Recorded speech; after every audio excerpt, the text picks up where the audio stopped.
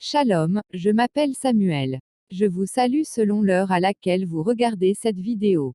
S'il vous plaît, regardez-la jusqu'à la fin. Où que vous êtes, sachez que vous ne regardez pas ceci par hasard, car Dieu vous aime énormément. Il y a quelques années en arrière, j'étais dans le monde, et j'étais esclave du péché. Je menais une vie qui donnait gloire à Satan.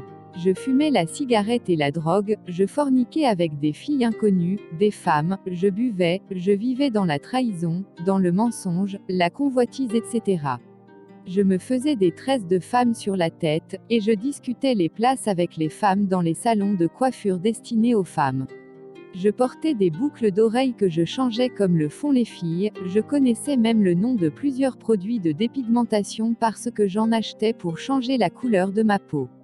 J'étais d'abord un danseur vers 2014, et pendant cette carrière de chorégraphe, on m'appelait Cachapa le déplaceur. Aux environs de 2018, on m'appelait Safarel Junior car j'avais fait la rencontre d'un artiste qui s'appelait Safarel et j'étais son sosie. Cette rencontre m'avait donné de la popularité, et cette popularité m'avait rendu plus pire. Mais sachez qu'avec tout ce que j'avais et ce que j'étais, jamais je n'avais connu la vraie paix, ni la vraie joie puisqu'en moi, il n'y avait que des sentiments de rejet, de culpabilité, de peur, de mépris, etc. Bon, bref. En plein milieu de cette année-là, j'avais décidé de mettre fin à la chorégraphie pour commencer une carrière artistique car je voulais être artiste-chanteur, et je voulais à tout prix qu'on parle de moi et j'avais pour but d'aller dans le pays de ce dernier pour être son élève. J'ai donc quitté la ville où j'étais pour aller dans une autre ville appelée Bobo Dioulasso, c'était au Burkina Faso. J'y suis allé en fin 2019, dans le but de profiter des fêtes de fin d'année pour me faire un peu plus d'argent pour sortir ma première chanson, et pour avoir de quoi payer mon transport, pour rejoindre donc cet artiste. Quand je suis descendu donc dans la ville, je n'avais pas de domicile fixe, alors j'ai fait appel à un ami qui m'a hébergé chez lui. Il vivait dans un petit studio d'une seule pièce, avec sa copine. Il y avait une traverse qui divisait la pièce en deux, il dormait d'un côté et moi de l'autre. Ma première nuit je l'ai passée dans une chaise en caoutchouc. Le lendemain, je lui ai parlé de mon projet et de la raison pour laquelle j'étais là, et tous deux, nous étions motivés, et il était même prêt à m'aider à sa manière. Quelques jours plus tard, il amena un ancien canapé et c'est sur ce canapé que je dormais jusqu'au jour où j'ai quitté là. Quelques mois plus tard, il ne me restait plus rien comme ressource, et comme je n'avais pas encore de musique sur laquelle je pouvais donner du spectacle et plusieurs d'entre ceux à qui j'avais demandé de l'aide pour débuter ma carrière ne me recevaient plus, d'autres ne décrochaient même plus quand j'appelais, je me sentais comme une charge pour cet ami-là et sa copine, tout était bloqué, et j'étais vraiment fauchée, il ne me restait aucune relation. Alors, je me suis rendue dans un bar situé dans ce même quartier, et j'avais obtenu le oui d'un monsieur qui avait accepté de m'apprendre à manier les machines, et je profitais de leur instrument pour mes répétitions personnelles, et pour faire la raquette à toutes mes connaissances qui passaient par là. Sans salaire, souvent je gagnais des jetons, et souvent, je dormais sans manger, je passais des journées à jeun. La cigarette en ce temps, était le seul plat garanti sur lequel je pouvais compter. Un jour, alors que j'étais assis devant la porte avec mes cigarettes, tout en me demandant comment est-ce que j'allais faire pour m'en sortir, j'ai vu un homme dont le visage m'était familier et j'ai senti en moi une force qui m'a poussé à aller vers cet homme. C'est ainsi que je me suis levée de la chaise et je suis allée lui dire bonsoir, et là, je l'ai vite reconnu. C'était un proche de notre famille, qui soutenait beaucoup ma mère, mais on s'était quittés depuis des années et des années, quand je n'avais même pas encore fumé ma première cigarette. Moi je l'ai vite reconnu, mais lui, non. Parce que j'ai grandi et j'étais devant lui avec des locks, des boucles d'oreilles, des tatouages, des chaînes, ainsi qu'avec une peau qui avait une couleur vraiment étrange. C'était après mon départ pour le bateau du monde, qu'il était devenu pasteur, et moi je ne savais pas. Pour qu'il me reconnaisse, il m'a fallu citer le nom de maman.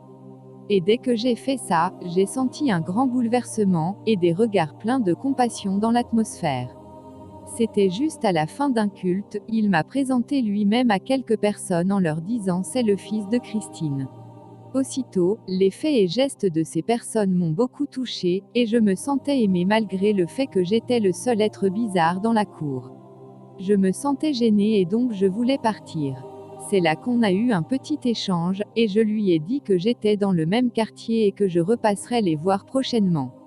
Quand je partais, sa femme m'a donné le programme de l'église. Plusieurs jours plus tard, je suis allée le voir, il m'a parlé de Jésus-Christ, de la vie après la mort, des conséquences du péché, de la réconciliation avec Dieu par la croix. Tout cela était nouveau pour moi car je n'étais pas habituée à écouter ces genres de discours, alors ce jour-là j'écoutais, mais pas avec attention. Ce qui m'a touchée, c'est qu'à chaque fois qu'on se rencontre et que c'est l'heure pour moi de rentrer, il me disait toujours une phrase avec passion et amour, et cette phrase c'était « Dieu est amour, Dieu est amour ». Alors, cette phrase que j'aimais beaucoup sans comprendre le sens propre, m'avait donné de la force et m'avait même aidé à me relever et à poursuivre mes démarches pour la sortie de ma première chanson. Pour m'encourager moi-même, je me disais « Continue, Dieu est amour, il t'aidera ». Et j'ai fini par avoir la validation d'un artiste chanteur à qui j'avais demandé de l'aide, qui m'a dit qu'il me produirait et qu'il va même payer les frais d'arrangement. Je me suis donc attachée à lui, on était ensemble matin, midi et soir. Je faisais toutes ses courses, pas parce qu'il avait décidé de payer mes frais mais parce que j'appréciais vraiment ce dernier. Quand nous avons enfin commencé les prises de voix de la musique, un mercredi soir, je me suis rendue à l'église pour assister au culte, mais j'étais en retard, et toutes les chaises étaient prises, sauf une seule, et elle faisait nez à nez avec l'estrade, à moins d'1 mètre de la pupitre. J'étais le seul garçon qui ressemblait à une fille dans toute l'église, et ce qui m'avait effrayé, c'est que j'avais l'impression que c'était de moi qu'il parlait durant toute sa prédication. Je transpirais, je voulais seulement que le culte finisse pour que je puisse fuir.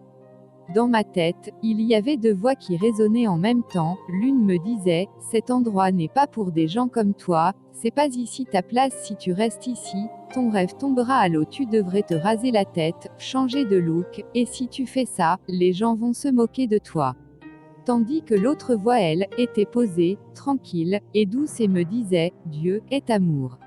Le message du pasteur m'avait fait peur, et depuis ce jour, j'avais commencé à l'esquiver, à éviter même de passer vers l'église, parce que j'avais peur, mais il m'avait donné un prospectus sur lequel était écrit « Le miroir de Dieu ». D'ailleurs, je l'ai encore jusqu'à présent. C'est ainsi que je continuais à suivre le monde, puisqu'on m'avait parlé de Jésus, oui, mais moi, je ne lui avais pas encore donné ma vie. Et c'était en ce moment même que j'avais touché au fétiche, j'ai fait quelques sacrifices, c'était pour connaître le succès car en ce moment la première chanson était enfin sortie, et il fallait se préparer et se protéger pour acquérir le succès.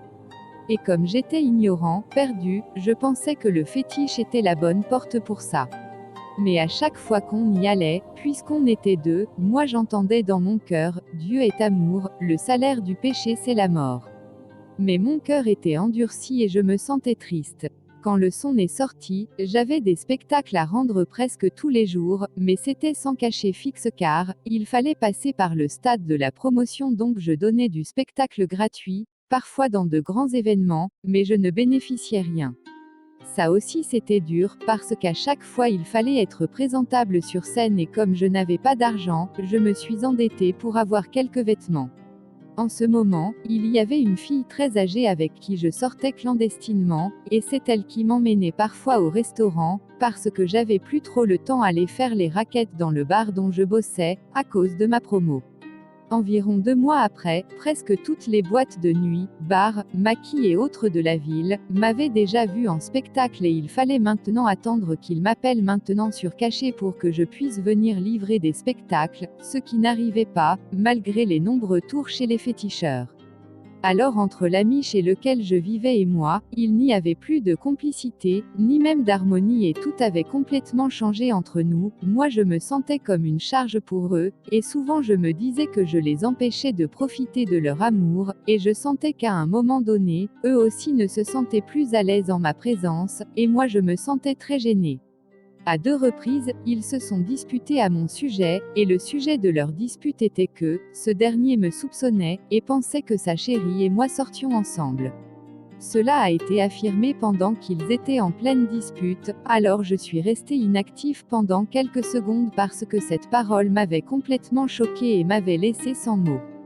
Cette scène m'avait transpercé le cœur, et je saignais au fond de moi, je me sentais misérable.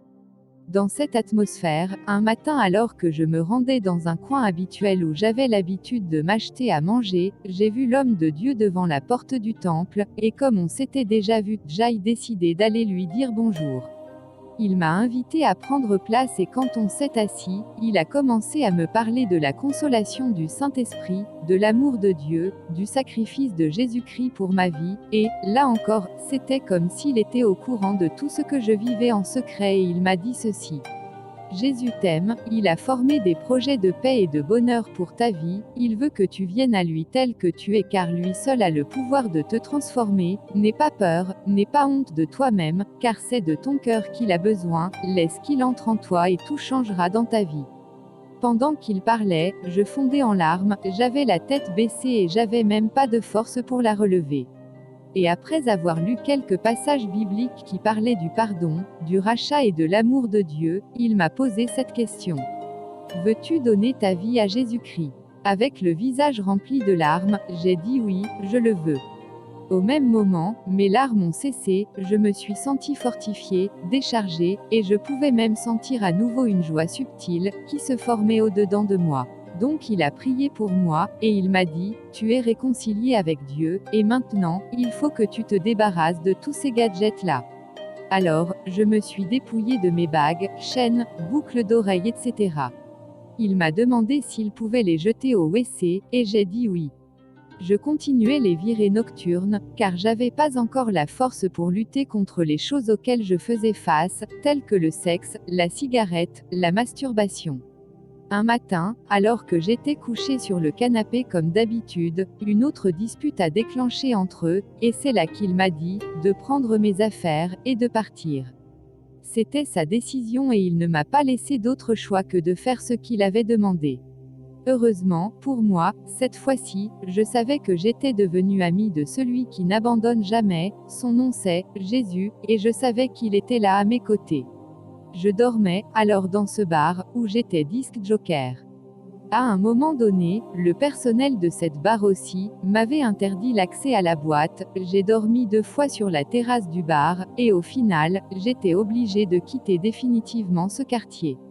L'artiste qui avait décidé de me produire était le seul à qui j'ai fait part de tout cela, car je ne voulais pas que le pasteur sache que je n'avais plus où dormir. L'artiste m'a dit de prendre mes affaires et de rejoindre ses danseurs à lui, car il leur avait pris une maison de 2 pièces et nous étions presque 10 personnes là-dedans. Quand je suis arrivée là-bas, j'avais faim, sommeil, et j'étais très épuisée et en plus j'avais fait plusieurs jours sans prendre de douche. Alors quand je me suis endormie sur le dortoir, j'ai fait presque une semaine propre, sans que je ne puisse le tenir assis pendant 30 minutes, et même une discussion de 10 minutes était trop pour moi en ce moment-là, je n'avais plus de force. Après la première semaine, je me suis sentie mieux, et j'avais touché à la drogue, et aux liqueurs fortes, et ça avait amplifié en moi l'envie de fumer la cigarette. À chaque fois que je faisais ça, je savais que je faisais mal, mais j'avais pas la force d'arrêter, donc constamment je disais en moi, pardonne-moi Seigneur Jésus-Christ, je t'en supplie. Parfois je le faisais audiblement. L'homme de Dieu m'appelait régulièrement pour prendre de mes nouvelles, et il m'avait dit un jour, jeune homme, que Jésus-Christ soit la dernière personne avec qui tu parles avant de t'endormir, et le premier à qui tu dis bonjour avant même de quitter ton dortoir. Et, Dieu merci, cette habitude est encore en moi jusqu'à présent. Ces danseurs partageaient avec moi tout ce qu'ils gagnaient. Plus tard, je pensais régulièrement à ma mère, mon père, mes petits frères que j'avais tellement envie de voir, et souvent je me lamentais. Les échecs, les coups, les situations que j'ai vécues m'avaient enlevé tout espoir de réussite, toute motivation, toute envie de devenir meilleur, et j'entendais des gens me dire que je ne serais rien. J'attendais seulement de voir ce que demain serait. Puis, un jour, mon téléphone se mit à sonner, et le numéro qui m'appelait était un numéro que je ne connaissais pas, et ce numéro avait le code d'un autre pays. Quand j'ai décroché, dès la première parole, j'ai vite reconnu la voix, c'était celle de maman, et j'ai sauté de joie car il y avait très longtemps que j'avais pas eu de ses nouvelles. Elle m'a dit, mon fils, je viens vous voir cette semaine même, et quand il sera temps de repartir je t'amènerai, alors si tu veux bien, commence déjà à te préparer avant que je ne vienne. Sans hésiter, j'ai dit oui maman, je le veux. Et sans rien dire à personne, j'ai commencé à m'apprêter de manière très discrète car je me disais, si tout le monde apprend que je dois voyager, ça risquerait de ne pas marcher. Quand elle est arrivée, 2 jours après, c'était déjà temps de partir. Alors arrivé à la gare, il fallait y passer la nuit et le départ était prévu pour 4 heures du matin. Maman m'a supplié de me débarrasser de mes tresses et j'ai refusé. Elle a insisté, encore et j'ai accepté, mais je comptais les refaire une fois arrivé. Au fait, on partait pour la Côte d'Ivoire, le pays dans lequel je voulais aller depuis lors. Dans ma tête je me disais, enfin, j'irai voir Safarel et j'habiterai chez lui, je serai son artiste et lui sera mon producteur. Un jour, tous ceux qui m'ont rejeté, trahi, honni me verront sur les grandes chaînes de télévision de ce monde et ils regretteront de m'avoir fait subir tout ça. J'avais une colère en moi, une envie de me venger, et je ne savais pas que Jésus-Christ désapprouvait cela, car je ne connaissais pas encore la parole de Dieu. Une fois en Côte d'Ivoire, maman et moi, on a continué dans une ville appelée Lakota, et non loin de cette ville, il y avait un village et c'est là qu'on avait atterri. Et maman m'a dit, c'est ici, on est arrivé. J'étais étonnée, et choquée à la fois, et j'ai dit ok maman, mais j'espère pas rester ici longtemps. Je ne savais pas que tout était déjà orchestré par Dieu. Au bout d'une semaine, j'avais déjà envie de rentrer en grande ville pour croiser les artistes que j'avais l'habitude de voir à la télé et sur les réseaux sociaux. Maman me disait calme-toi, repose-toi un peu et après, on te trouvera de l'argent pour que tu puisses te prendre une maison là-bas en ville pour ne pas revivre ici ce que tu viens de vivre. Mais moi, je ne voulais rien comprendre et j'ai même piqué des crises de colère. C'était comme une force en moi qui me poussait à aller, et j'avais une seule motivation, c'était la vengeance. Maman n'en pouvait plus, et avec un visage triste elle m'a dit, si tu ne veux pas m'écouter, si tu veux faire les choses de cette façon, alors vas-y.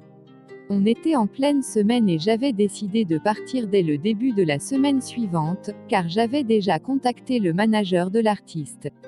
Le jour où j'étais censé partir, c'est ce même jour que toutes les frontières ont été fermées, et personne ne pouvait voyager. Ce fut le début du confinement.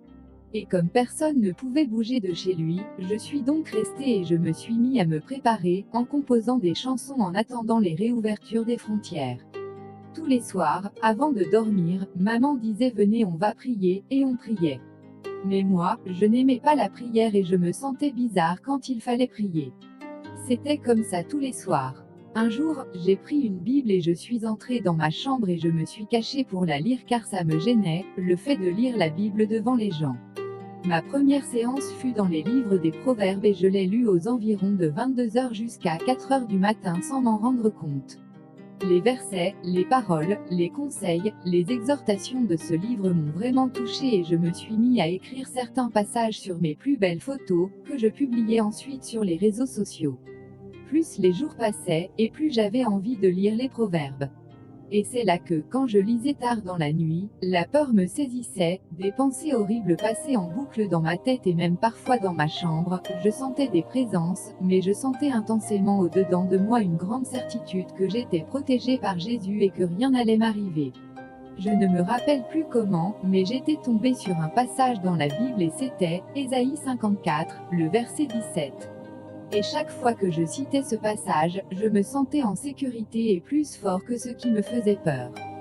Donc, à force de lire chaque jour, j'ai fini par le mémoriser et je le citais parfois même comme une chanson quand je faisais des occupations. Ce fut le premier verset biblique que je connaissais par cœur, et jusqu'à présent il joue un rôle très important dans ma vie.